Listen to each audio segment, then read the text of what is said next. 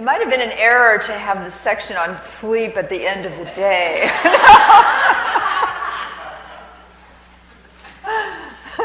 For me, anyway. Actually, this is one of my favorite topics. And I spoke at Weston Price on the West Coast on this topic in 2012. And I went over that presentation, the PowerPoints in that presentation, and I realized how much we had learned since 2012. So if any of you were there in 2012 and saw me speak on this topic, you're going to have some news. I certainly understand it better, but the last couple of PowerPoints are going to be pretty dense, and I'm trying to think. They're unusual causes of insomnia, things that we see occasionally, not frequently, but they're real. And there may be some of these causes of insomnia that mean something to you, and especially if you're a practitioner, it's good to know. So if you find that there are 3 PowerPoints that you're just not going to remember and can't take notes on, then maybe I can figure out a way to email this information to you. So keep that in mind, and when we get to questions and answers at the end, maybe we can resolve that if you feel like you need that information. Most of this event is going to be about what we were designed to do in terms of tolerating stress and sleeping. What is a normal amount of stress? What's too much stress? What's the optimal amount of sleep or quality of sleep? We're losing track of this. We're certainly...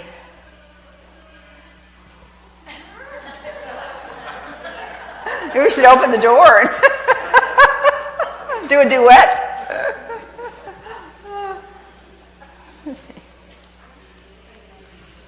Oh, not this again.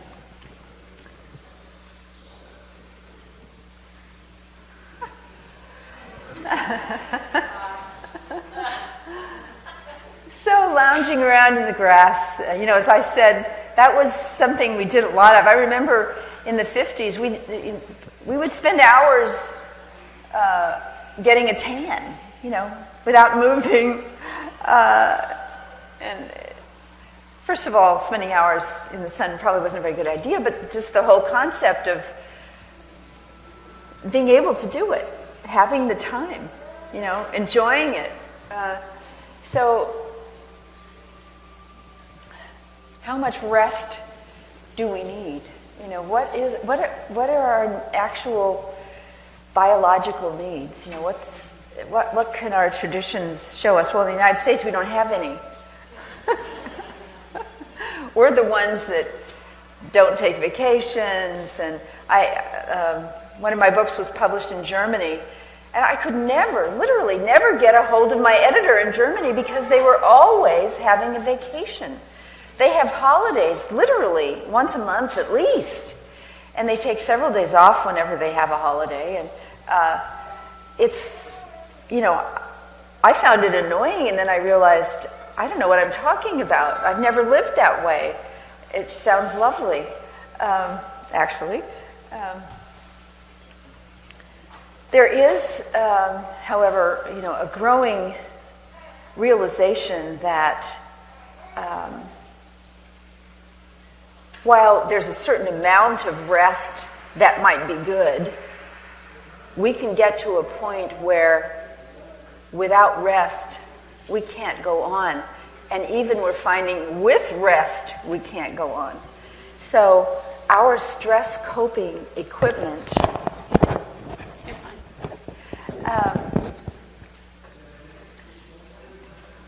is finite.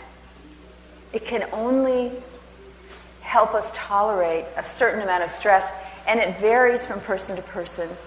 And it turns out that it depends a lot on what kind of rest we're getting on a regular basis.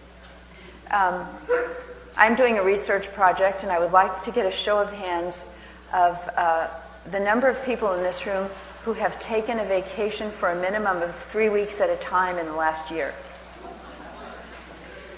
Oh my word. Okay, there are 4, 5, 6, 7. Okay.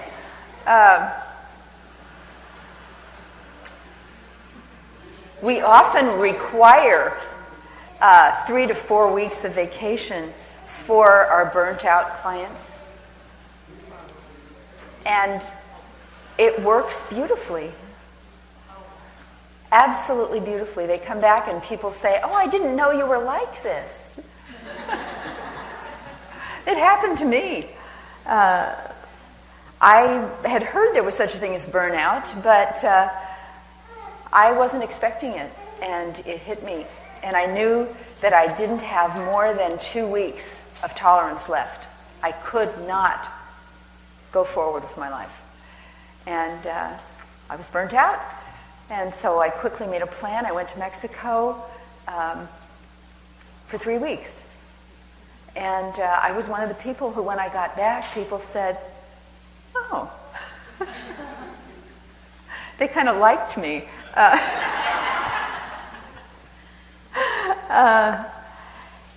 So that got my attention. I've done, a lot of thinking about it and observing and working with people on their particular need for rest. And again, in this culture, we don't have any support, any knowledge, any traditions to help us.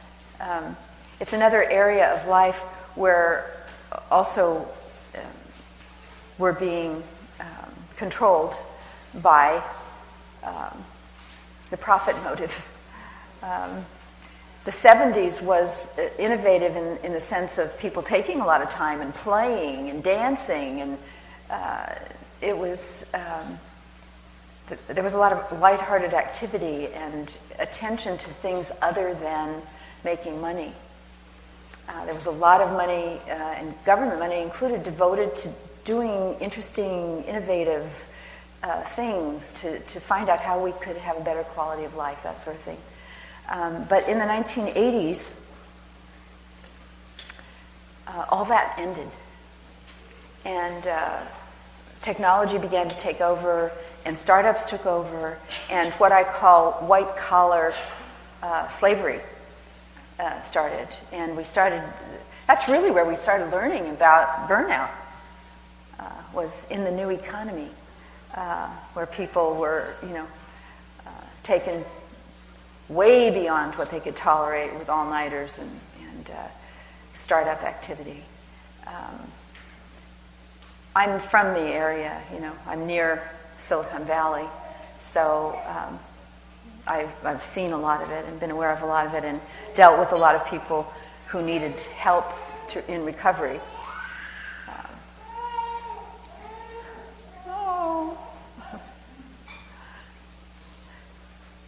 So this whole question, which can only be answered by us as individuals, and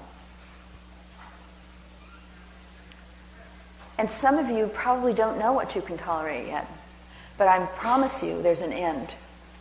And a lot of us go forward thinking that we just do what we have to do, right? Not realizing that there could be a point where we can't do what we have to do. Or have to change what we have to do.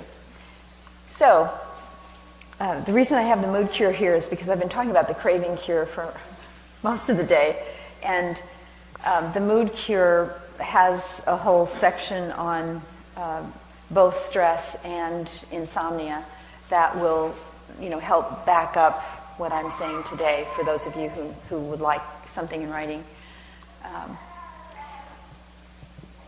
So in thinking about, what was our stress level when we didn't have technology and we didn't have slavery and we didn't have a 14-hour day, which is another American innovation of the Industrial Revolution. We had enemies. I don't think that life has ever been easy. One of the things I think about is the fact that in so many of the ancient stories, like the story of Cain and Abel, the first two people born on the planet in this myth or history, who knows, and one of them killed the other. Of the two people on the planet, I also want to point out that Cain was the grain grower and Abel was the hunter.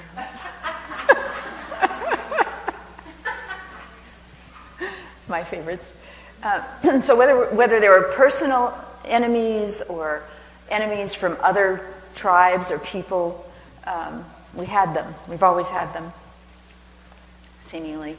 And nature has provided tremendous stress, depending, on our ability to tolerate it. Look at the Eskimos. We would never last a day, and they were living cozily in an ice house for hundreds of years.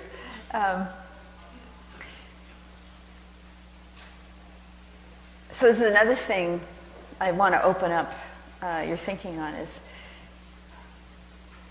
we're trying to feed ourselves traditionally, but what else are we doing? What do we know about our traditional needs when it comes to stress? Some of it can be garnered from our traditions. Our traditions are families.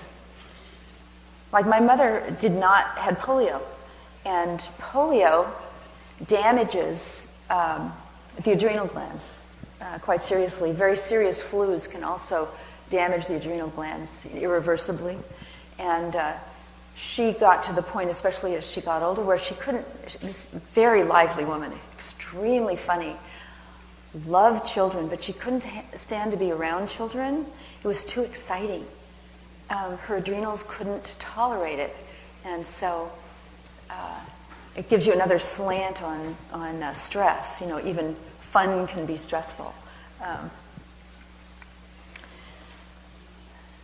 So we have a balance of resources to deal with stress. We've got these biochemical resources that allow us to fight or flee.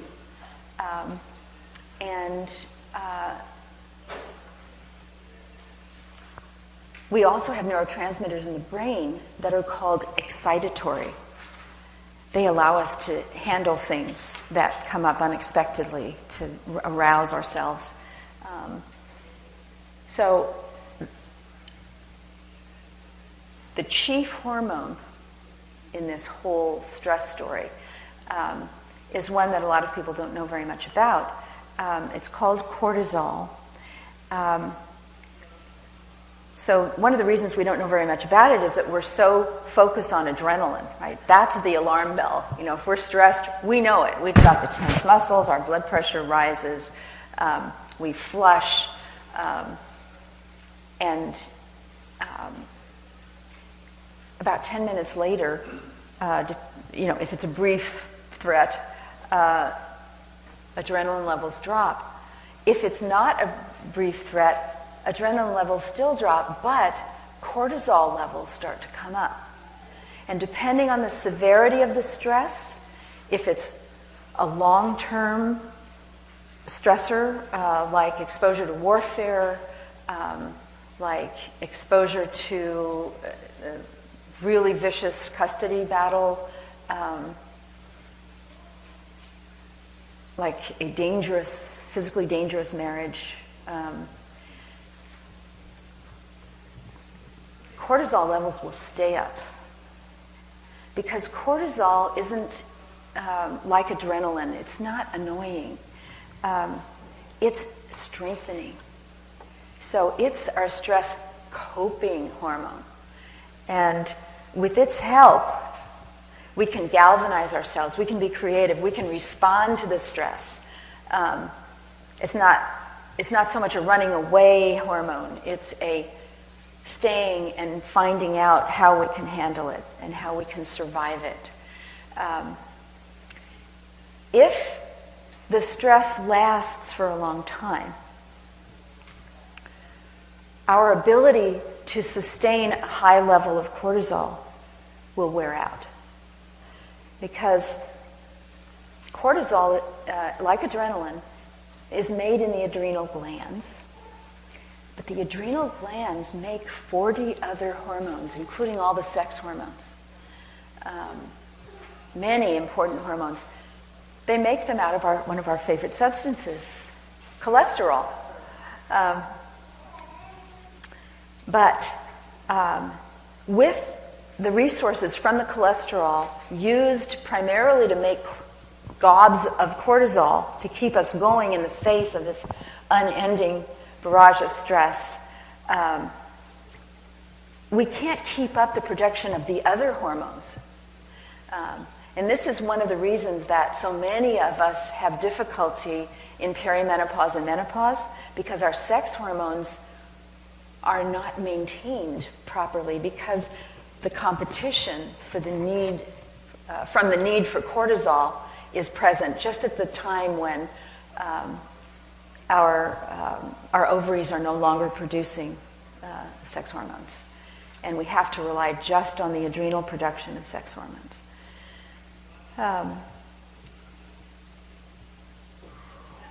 So cortisol is our savior, but our resources there are finite.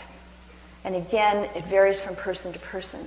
My mother had damaged adrenals. She couldn't produce cortisol into her old age in any amount that was adequate for her to even tolerate having a baby visit.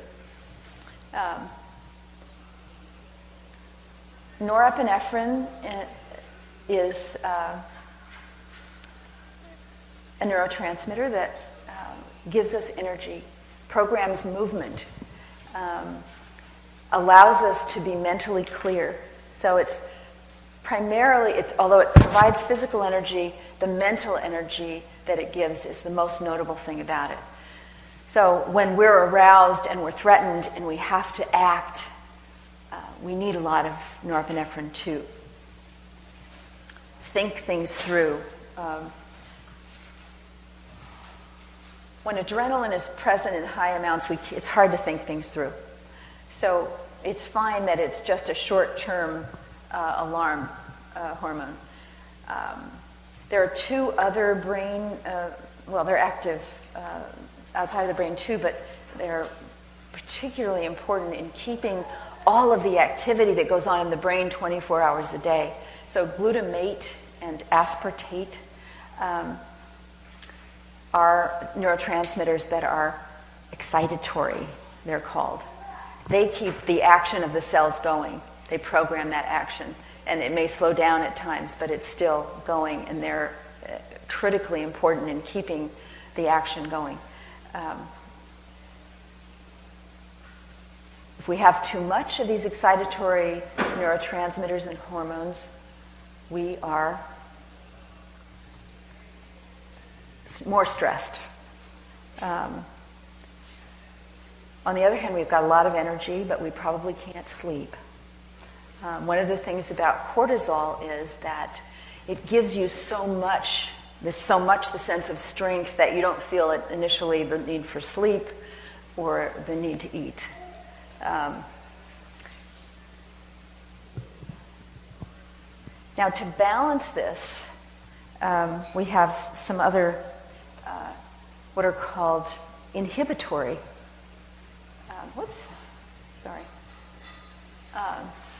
Calming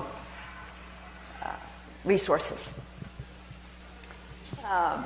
Among the neurotransmitters, we've got serotonin, which gives us that optimistic, happy kind of, and the ability to sleep. So we have the sunny disposition that's relaxed, and we can sleep well. And I'll talk a lot about how serotonin helps us with sleep as well as mood as we go through this. We also have Gaba. I told you Gaba was our natural tranquilizer. It works in the same areas of the brain. It provides the natural tranquility that drugs like Valium and Xanax and Ativan provide unnaturally. That those drugs are working in the same area of the brain. And So when we run out of our own resources, we often resort to them. But we do have this lovely capacity to balance the excitatory demands, responding to the outside world, with the inner need for equilibrium and peace in the midst of it. You're probably familiar with, of course, melatonin, which also allows us to sleep. And I'll give you a clue right now that serotonin is the mother of melatonin. So serotonin is enhanced by sunlight. Sunlight increases the amount of serotonin production. As the day goes on, afternoon, and we start drifting into darkness, the serotonin gets converted into melatonin. And I'll talk about that in a little bit. So we get robbed of some of our emotional peacefulness and happiness in order to get to sleep. So we need lots of it, of this marvelous neurotransmitter to cover all these bases. Oxytocin, you may know of as the bonding hormone, but it's also a big part of orgasm.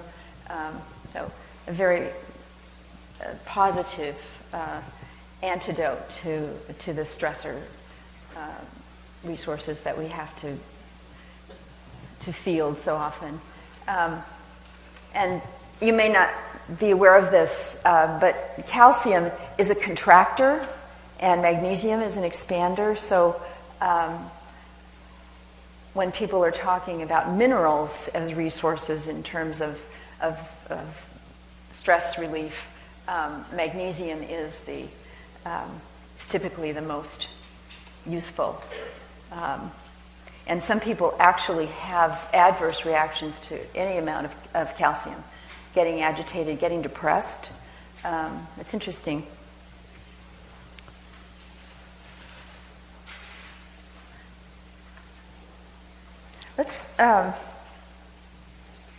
Let's stick just a little longer with our stress resources.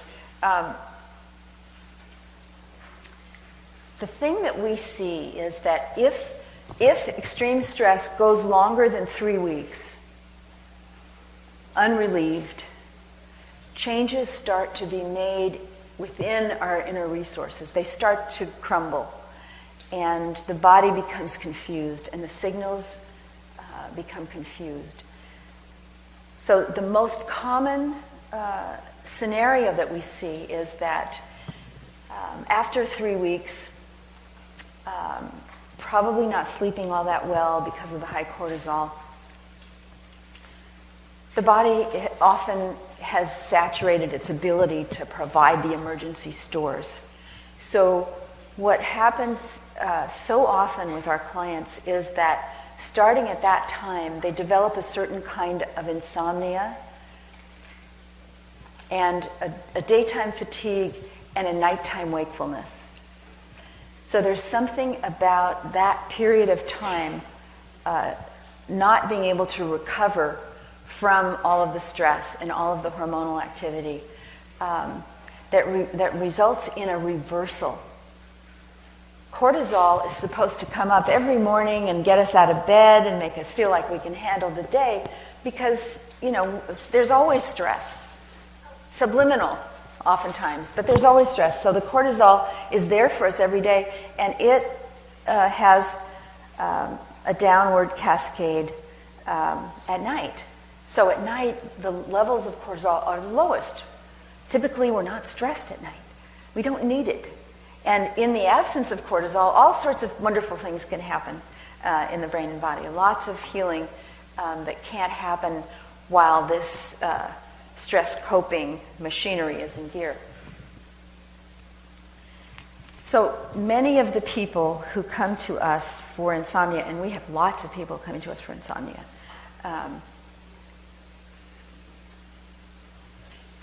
are in this hidden dilemma. we were lucky enough to find out about it from a very interesting man who started a laboratory in Southern California measuring cortisol levels. And he was using saliva. And there are many labs out there now using saliva. It's one of the most reliable lab tests we've ever used. We like this lab in particular, but many labs do a really good job, which means that their results mean something clinically. You know, makes sense, and it leads to action that's positive. So our clients are no longer able to do the traditional sleep pattern. Typically, they don't get to sleep very easily, but even more important, they don't stay asleep. So there's an epidemic of a particular type of insomnia that's characterized by waking up somewhere between 2 and 5 in the morning and not being able to go back to sleep. And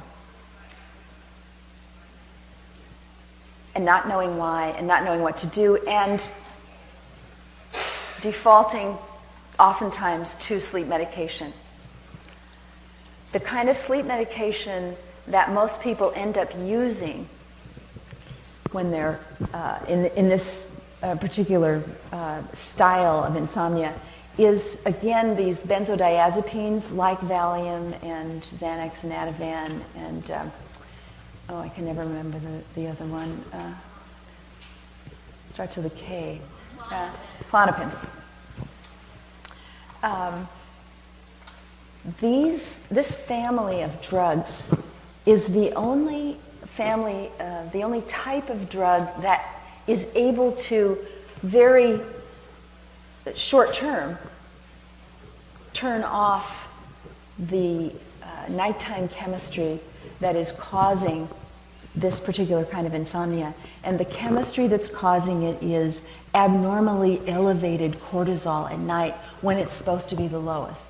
So when I talk about cortisol reversal, I'm talking about high at night and low in the day. So high at night when it should be low, and low in the day when it should be high, leading to fatigue and the feeling that you can't cope with life, feeling overwhelmed, that's a term, burned out. These are very accurate. When our clients tell us how they're feeling, they are so accurate biochemically. We've just learned this over and over again.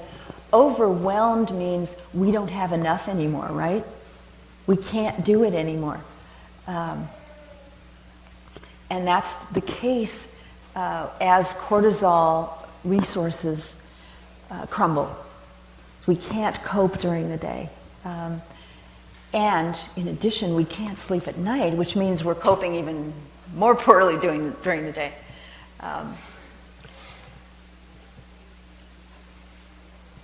So going back to what we're looking for, we're looking for getting to bed in a fairly peaceful frame of mind, having at least 8 hours of uninterrupted sleep in the dark. Although there is a tradition, we've got a lot of old writings talking about phase 1 and phase 2 sleep, of people waking up in the middle of the night and being, quite productive, and then going back and still getting at least 8 hours of sleep. And everybody's awake at that time. Sit around the fire and put some more wood on or whatever.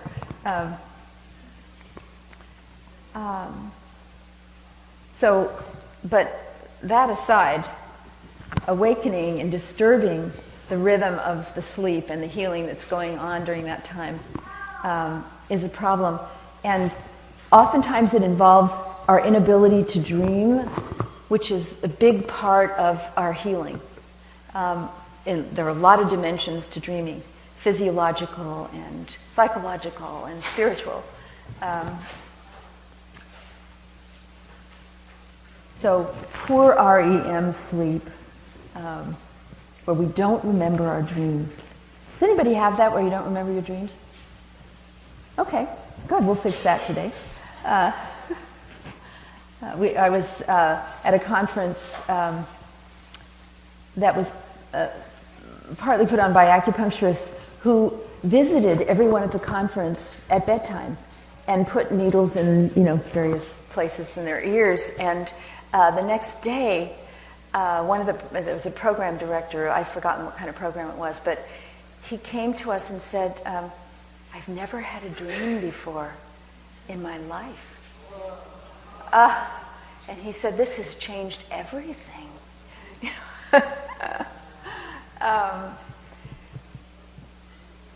I don't think we're very wise in general about our dreams, but it varies a lot. Some people really understand their dreams and use them very well. And they have a purpose even if we don't understand them, of course. So regular breathing, which is, of course, impossible if you have apnea, which is pretty much of an epidemic now of people who just stop breathing at night and need oxygen throughout the night because they can't regulate their own breathing. And so if all goes well in a good traditional sleep night, we wake up feeling rested.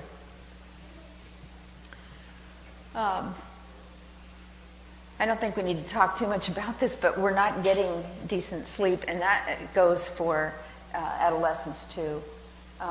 30 to 40% of us get less than 6 or 7 hours, and we really do need the 8 plus. Most of us. There are some people who are clear as a bell that they only need 6 or 5.5. I myself have to have 8 hours to the minute. If I have 7 hours and 45 minutes, I can tell. So a new phenomenon among adolescents who need more sleep than most people is that they're not getting 8 hours either. 40% of them are getting 7 or 8. And some of the new impacts that have to do with the increasing difficulty that we're having with sleep, they're calling insomnia the royal road to obesity, insulin resistance, and diabetes. Because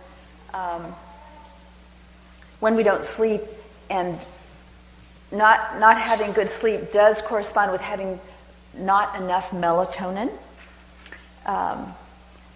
Hormones that are circulating at night and monitoring for metabolic messages, metabolic function,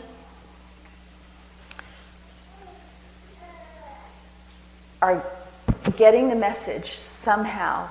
This is confirmed very solidly that they should put out the message, eat more and store more fat, essentially. So the less we sleep, the less melatonin we're putting out, the more our body is getting this bizarre message to store more fat and to put on more weight.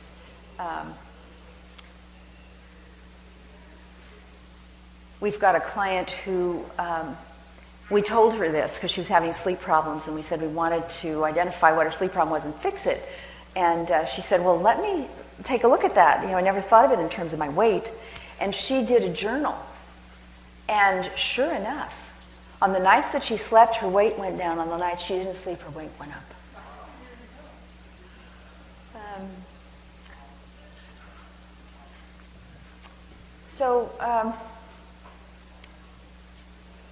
Not getting enough sleep is just associated with every bad thing, from mood problems to immune system dysfunction, and then if we resort to sleeping medications, there's a very high rate of death with this particular class of drug. And it's a very difficult class of drug to get off, these benzodiazepines. The incidence of ADHD and, of course, fatigue and injury goes way up, too.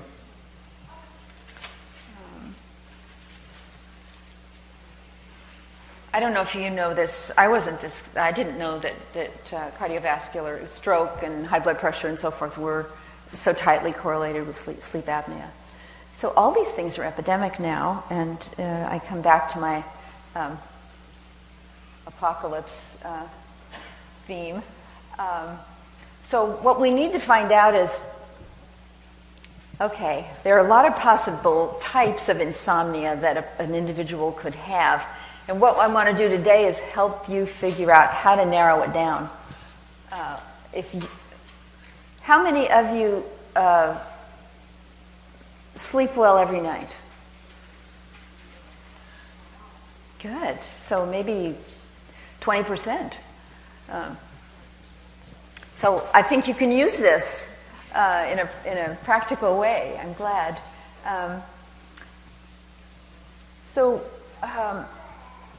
The first question is,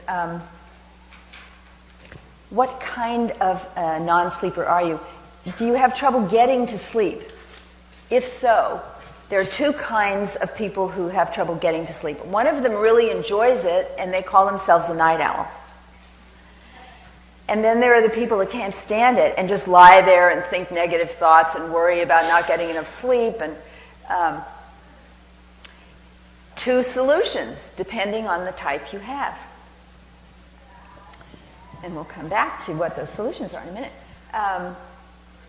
There are people who are physically so tight that they can't get to sleep. You know, their muscles are so tight, and they're just physically feeling the residuals of stress.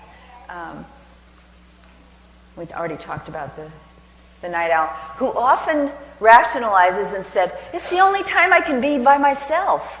You know, it's the only time I have time to myself. But it always turns out that they just can't get to sleep. Fortunately, they're in the frame of mind to enjoy the insomnia for reasons that I will clarify. There are those who wake up in the middle of the night and can't go back to sleep. And they may wake up several times, or they may wake up once briefly, once for a long time. There are lots of patterns, but that waking up in the middle of the night tends to be a particular type of insomnia that's related to the elevated cortisol, and I'll talk about that in a minute.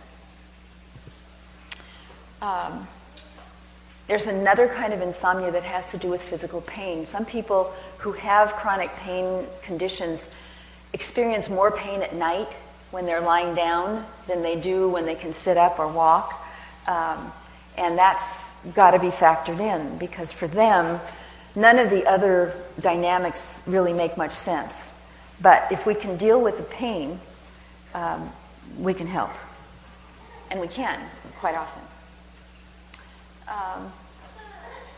Of course, substances, stimulating substances that we're, of course, drawn to because we can't sleep, so we're tired, so we want something to keep us going, make the insomnia picture worse. There are some people who really don't need more than 4 or 5 hours, who are somewhere on the manic spectrum. They might be the functional, what's called hypomanic, or they may be full-blown manic, and some people, when they're in a manic phase, don't sleep at all, and don't miss it. They're having a very interesting time. Then we've got the sleep apnea. Restless leg is another thing that just is such an annoying plague to so many people. And even traditional medicine knows that there is a nutritional aspect to this. There are certain nutrients, and we'll go into them, that really help.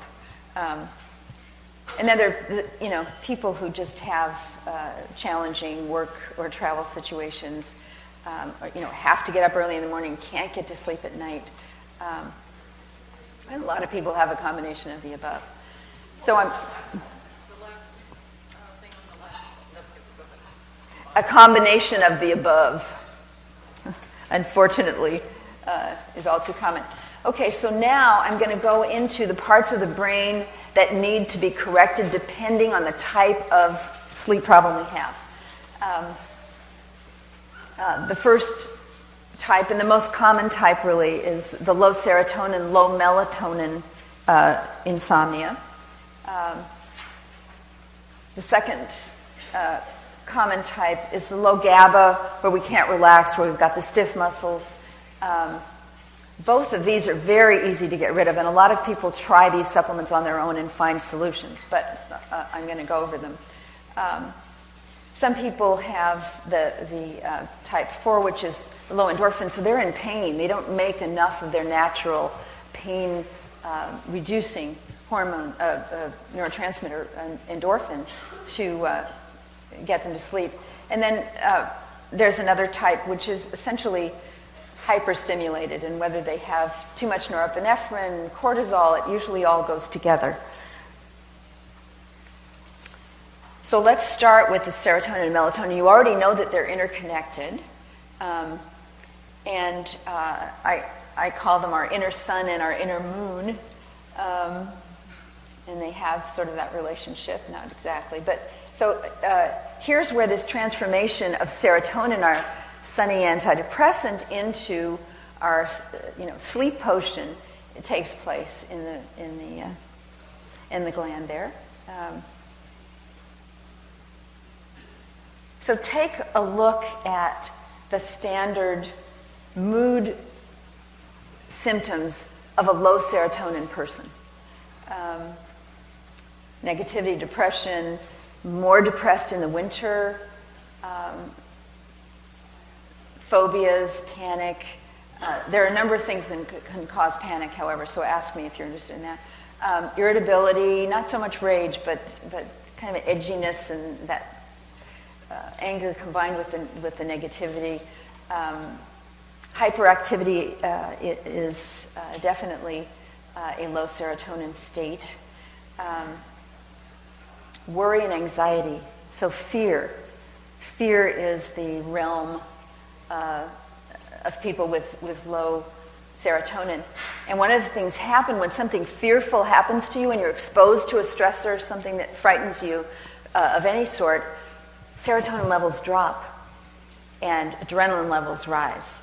So these two coordinate to allow you to take action. The body doesn't want you to be relaxing when you have to deal with a mortal, enemy. Low self-esteem is another thing that we don't think about as a biochemical symptom, but is. We see it going away routinely when people raise their serotonin levels with the amino acids that we talked about earlier, the tryptophan or the 5-HTP. Obsessiveness, whether thoughts or behaviors. There are, much more serious forms of OCD that are beyond this. They include low serotonin, but other factors play in.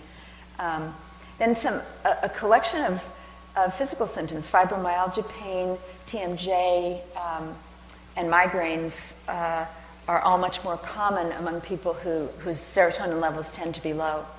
So now in the red, we've got a way of identifying what is a low serotonin insomnia, and hard to get to sleep, and not. Some of them are night owls, but most of them are not, actually. They are usually unhappy.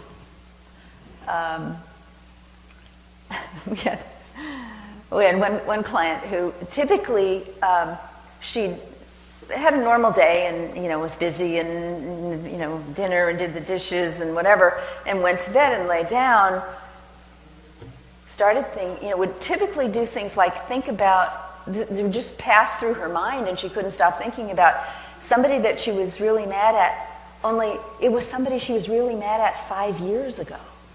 That was just the expression of low serotonin, which is irritable and negative.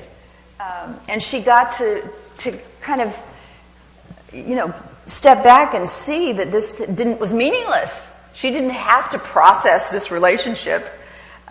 She just had to take some tryptophan, and 5 minutes it was gone, and she was asleep. So this is a low serotonin person feeding her system so that she can get healthful sleep. Sometimes low serotonin people do wake up in the night. So with them, we would suggest that they take the tryptophan at bedtime, and they take it again if they wake up. Sorry? They're taking the amino acid tryptophan. Tryptophan is the amino acid that the brain uses to make serotonin. The body makes it too.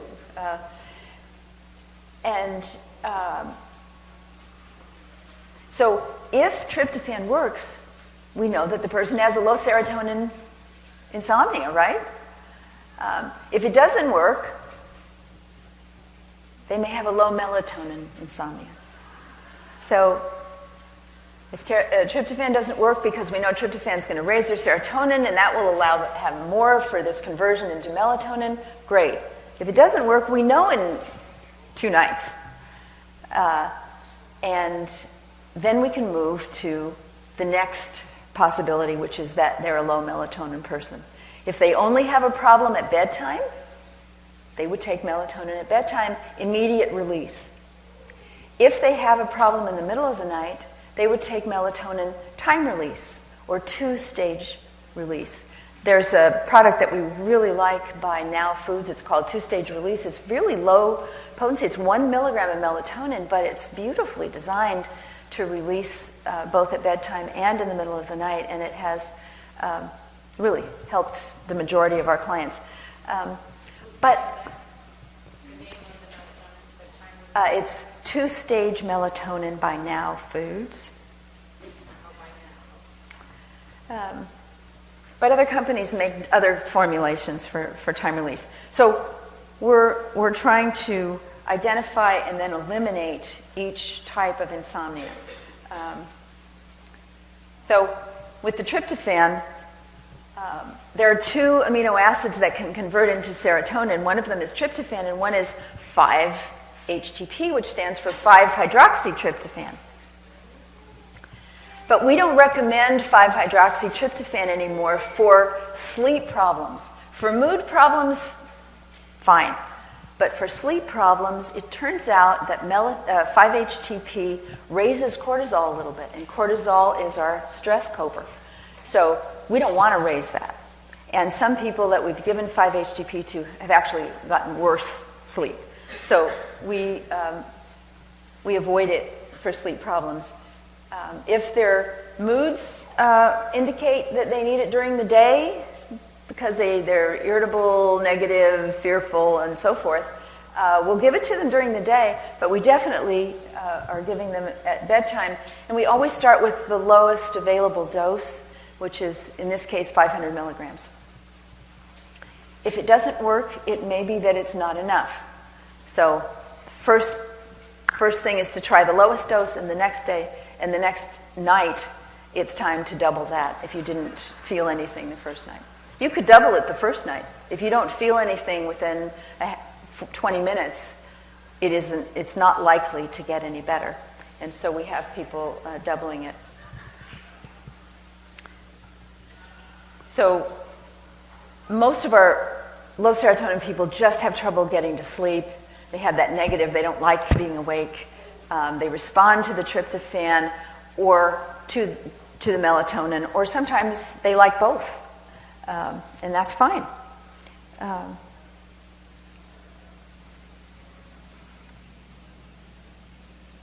just told you about melatonin. So this is just a reminder of whenever you're taking amino acids, start with a low trial dose. Don't assume you need a lot of amino acids. Factor in age and sensitivity. Children, much less. Sensitive, people sensitive to supplements who have had adverse reactions, you want to start very, very low. Sometimes as sensitive, we call them pixie dust people. They'll have a marvelous reaction, but it's literally to a pinch.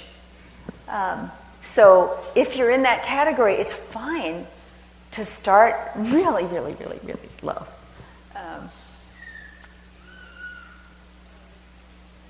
with children under 13 who aren't infants or toddlers, we will typically try a third or a half a dose. And over 13, adult doses are fine. So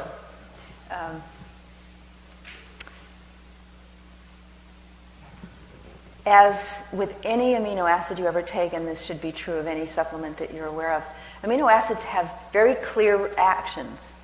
So if you don't feel anything, you either you haven't taken enough. So you want to take some more. Gradually go up. And occasionally, you will hit a negative. And that tells you, for whatever reason, this is not the cause of your problem. You should not be taking tryptophan. But what typically happens is you go up until you really feel it. You can feel it, and you feel it within 15 or 20 minutes. You feel relaxed. You feel positive. You're no longer thinking about your old enemy. You're no longer afraid that your child who's gone off to college is going to get sick. I've had so many mothers with that obsession that went away with tryptophan.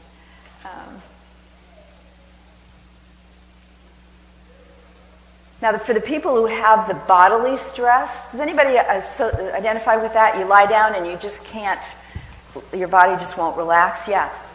That is typically a Gaba deficiency kind of insomnia.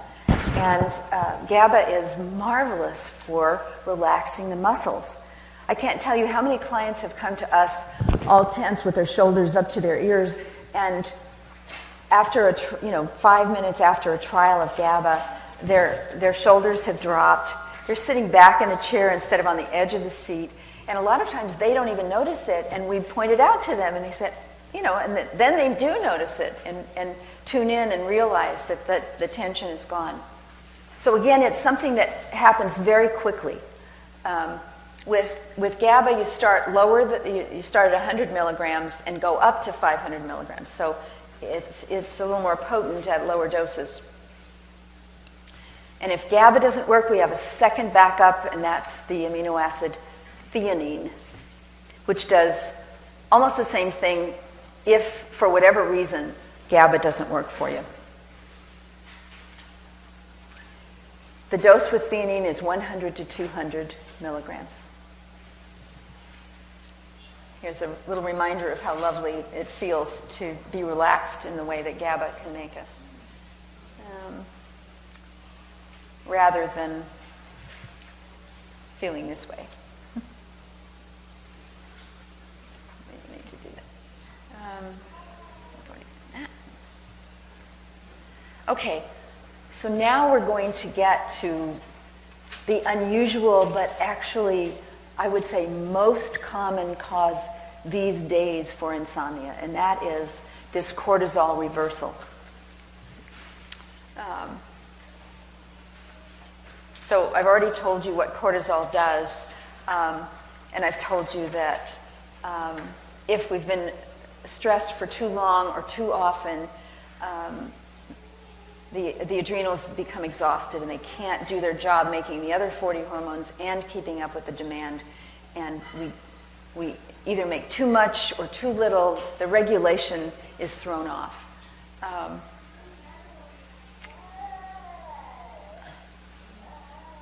If we're in early extreme stress, we expect cortisol to be high. We expect not to sleep. Where we're really looking for help is after long-term stress, because that's when this reversal takes place. Typically, it's sometime in the middle of the night, but it can be waking you up too early. It can be interfering with getting you to sleep. And here's one of the ways of discerning. Remember, cortisol is an upper. It's giving you the strength to cope. So a lot of people who have this reversal and have the high cortisol at night, they want to work at night.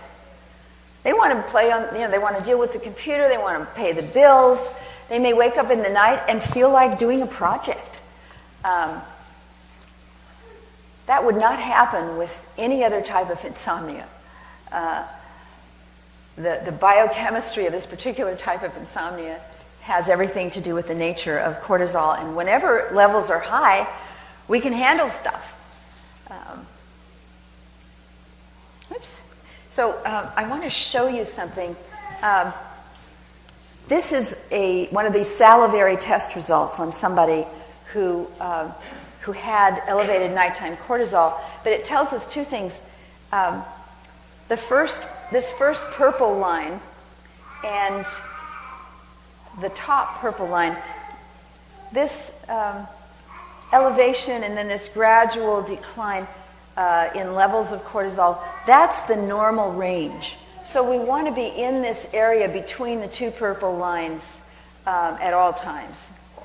And you can see that her morning cortisol is barely there. It's at the bottom of normal. But she can handle that. She could still wake up and function. She just wasn't singing like a bird. And she did okay with her energy throughout the day, but she couldn't get to sleep at night. And so you can see the red line is her cortisol rhythm.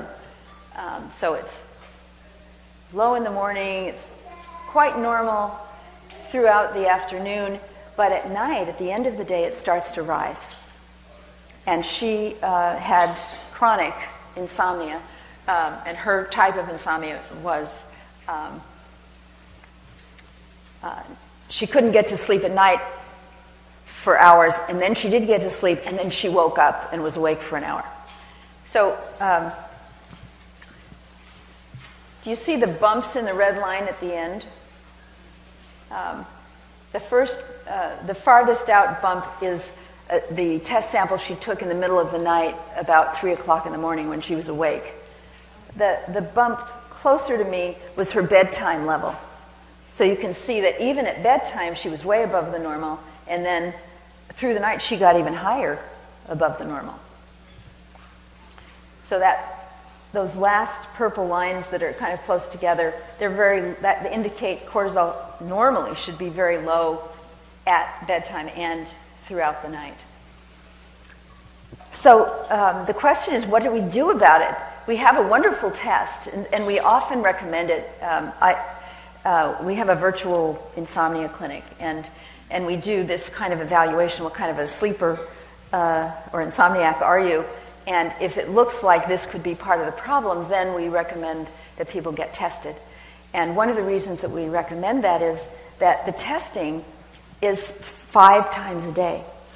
So you get this incredible picture of your whole rhythm. So this is first thing in the morning, and then we have mid-morning, we have afternoon, then we have bedtime, and then we have middle of the night. So that you can not only find out whether your sleep chemistry is normal at the end of the day, but you can find out what's happening here. If you're particularly tired, it may be because your cortisol levels in the daytime are really, really low. We have a lot of too high at night, too low in the day clients, and what do we do about them? Well, we have a wonderful supplement that will lower the cortisol at night. But we don't want to give our clients something, if they're normal or high normal in the daytime, that will, if they're low in the daytime, we would be tempted to give them something that would raise their cortisol in the day and then something else to lower their cortisol at night.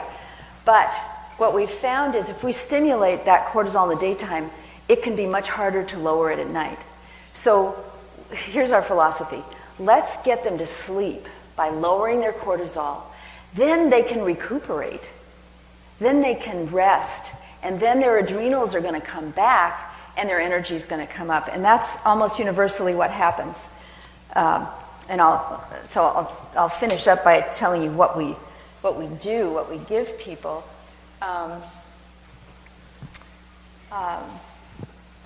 This is what we give people. So we've tested them, and sometimes we haven't. They're not willing to do that, but they would like to trial. This particular amino acid is called serine, And you may all be familiar with this type called phosphatidylserine, which is good for memory. It activates the mind. We don't want that at night. We want the phosphorylated, the phosphoserine. And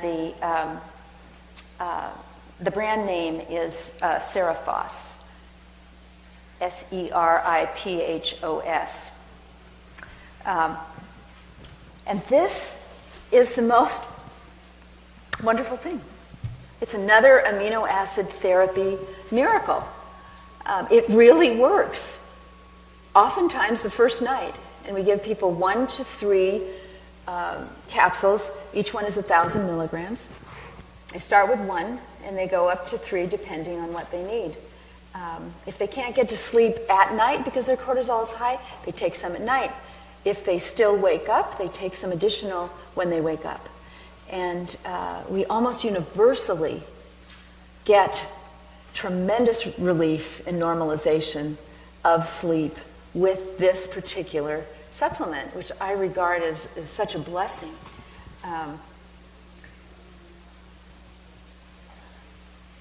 So this cortisol reset at night with Serifos, there is another, there are a couple of other forms of this particular type of serine that we're using with some people, but Serifos works the best for the most people.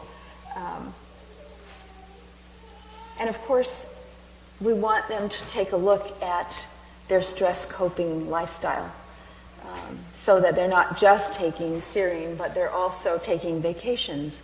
I had one CEO come in with terrible nighttime elevation and really low cortisol in the daytime, and you have to go away within a week. You've got to go away, and you've got to stay away and do nothing somewhere nice for 3 weeks. And he laughed. Oh, come on. He called me 3 days later and said, I've made my reservations. So it's okay to be tough with people and say, you've got to do it. Because I had to tell him, I can't fix it without rest. We can help patch you together, but you can really rebound fully from this if you can rest too. And so that gets us to what is traditional rest? What do we really need in a given day? In terms of how much we work, how much we're active, when we eat, whether we have a rhythm with our sleep, get to sleep pretty much the same time every night and wake up. So I'm not trying to say that everybody has to do exactly the same thing, but what I am saying is that we have to be aware that we need rest and to be making plans to go away on a regular basis. And here's what you get with the 3 weeks, since most of you haven't done it, at least lately. You go away somewhere quiet, and you end up sleeping most of the time for the first week. You sleep all night, you wake up, you go back to sleep, after breakfast. You may have an afternoon nap, and that, then maybe you'll paddle around in the surf or something the second week. Towards the end of the second week and into the third week, you're kind of interested in doing something. But you're completely letting your body decide. You have no plans, no schedule. But in that third week, you start thinking, gee, I think I'd like to go and look at those ruins and, whatever. That's your adrenals waking up. They're ready to go again. Gently, but you can rely on them to guide you. So don't program those vacations at all. Even the third week, let your body decide what you're going to do.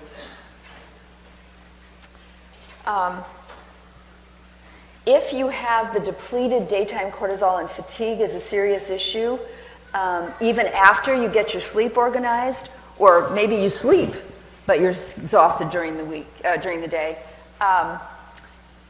we have used herbs to raise cortisol levels. Some like licorice are famous, ashwagandha.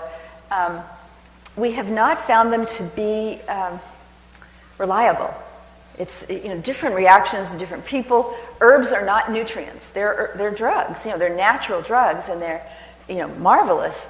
But we would prefer to go with the actual nutrients that the body uses or the hormones that the body uses. So, what we have found to be the most useful for raising cortisol levels and giving us back the ability to face whatever our stressors are actually glandulars that contain cortisol.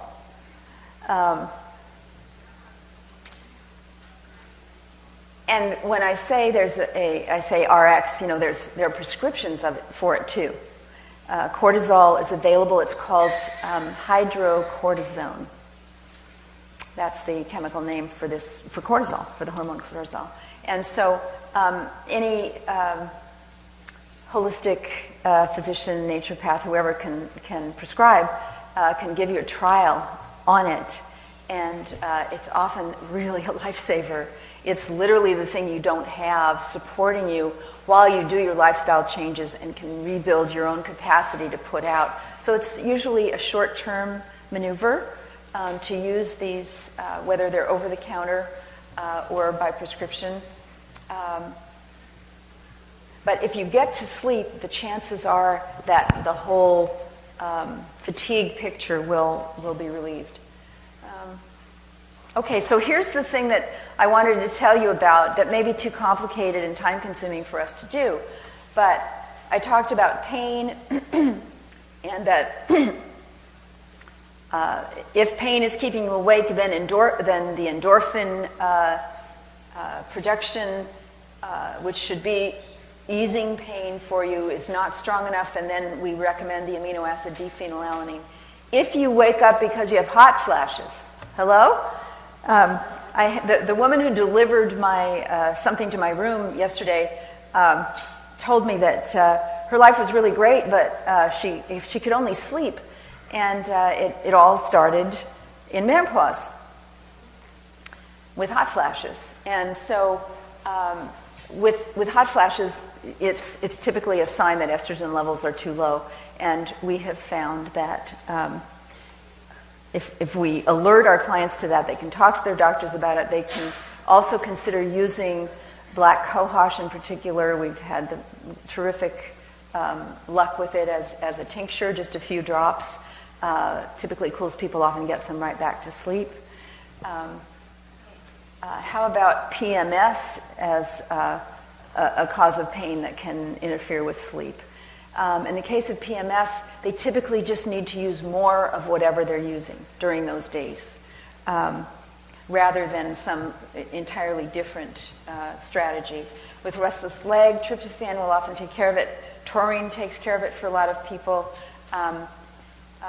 Iron, particularly the absorbable kind in beef liver and so forth. Vitamin E has a track record, but it's mostly in supporting iron metabolism.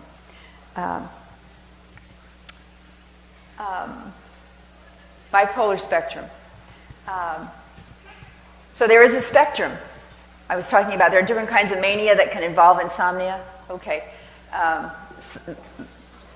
Mild symptoms, functional hypomania often responds to lithium orotate, which is an over-the-counter, very low-dose form of lithium. And there are a number of holistic physicians that I really like Jonathan Winters. No, he's the comedian. Was the comedian. James Greenblatt advocates it too, and I think that he got it from Jonathan Wright. Yeah.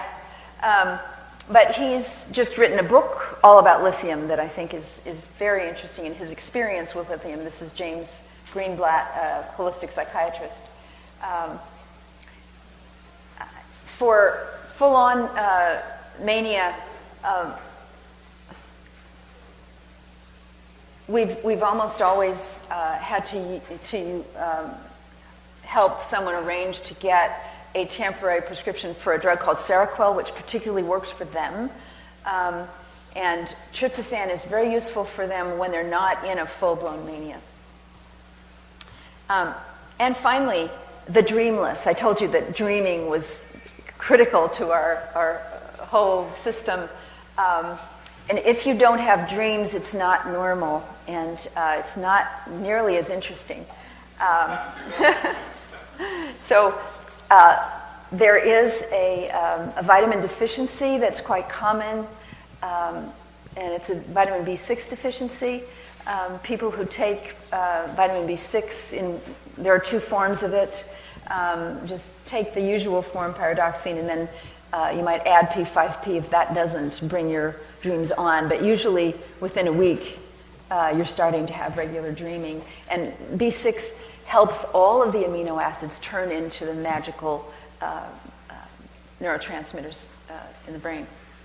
And finally, if you don't dream and you're using THC on a regular basis, that is to be expected.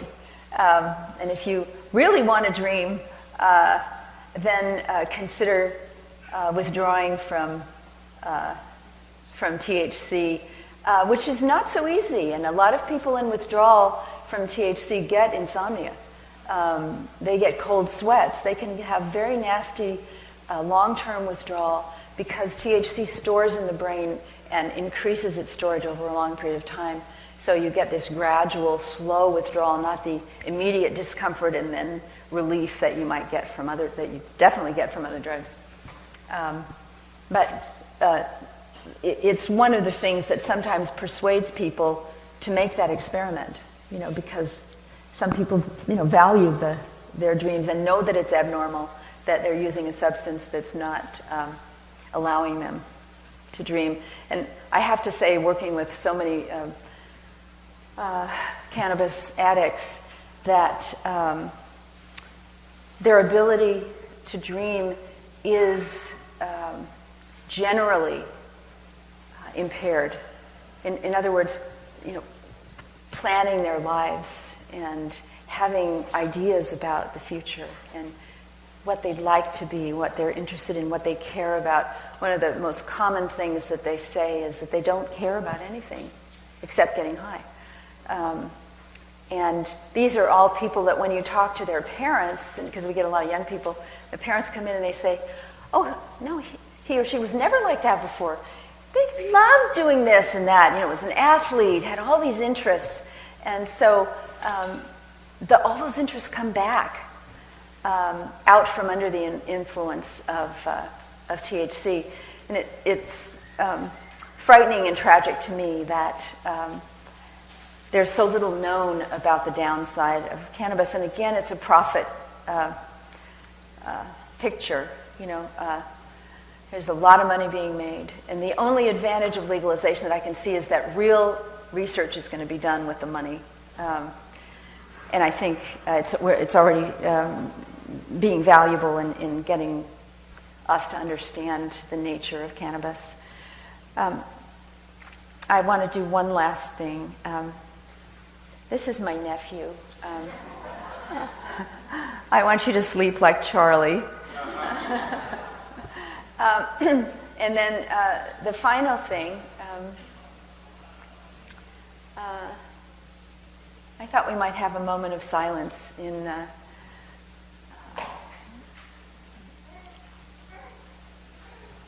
hoping for peace for ourselves and all the world.